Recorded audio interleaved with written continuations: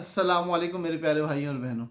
شوہر پہ کیا لازم ہے کہ بیوی کو ایک مہینے میں، ایک سال میں، 6 مہینے میں کتنے جوڑے دلائے؟ یہ ہماری ایک بہن کا ایک سوال تھا کہ بھائی اس پہ دین نے کچھ بتایا تو ہوگا نا کہ کم از کم کتنے دلانے۔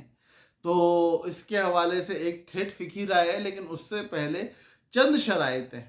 اگر ان شرائط کو فلفل کرتے ہو تو ایک بات ہے، اور اس کے بعد پھر جو فقہی رائے ہے وہ آپ کے سامنے رکھ دیتا ہوں۔ دیکھیں، شرائط کیا ہیں؟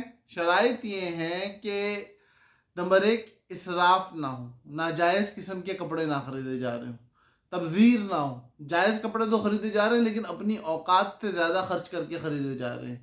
نمبر 3، ریاکاری کی نیت نہ ہو، اچھے کپڑے پہنوں گی تاکہ دنیا میں نظر آؤں، تبرج جس کو کہتے ہیں، تبرج الجاہلیہ، جس سے اللہ کے نبی صلی اللہ علیہ وسلم نے اور خود اللہ رب العزت نے قرآن مقدس میں منع فرمایا ہے۔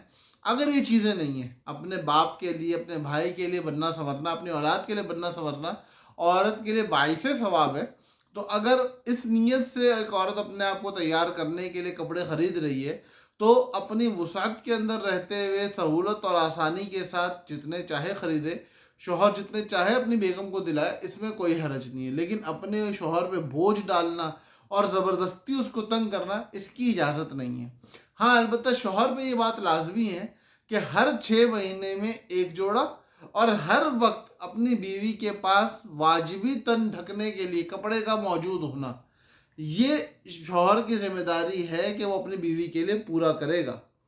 یہ شوہر کی ذمہ داری ہے۔ اس کے علاوہ یہ کہنا کہ جی سال کے 6 جوڑے یا سال کے 8 جوڑے، تو ایسی کوئی ذمہ داری شریعت نے تو شوہر کی نہیں لگائی۔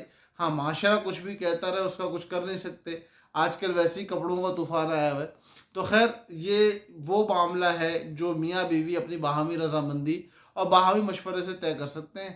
اللہ پاک ہم سب کو عقل، شعور اور سمجھ کے ساتھ اپنے فیصلے کرنے کی توفیق عطا فرمائے۔ والسلام علیکم ورحمۃ اللہ وبرکاتہ۔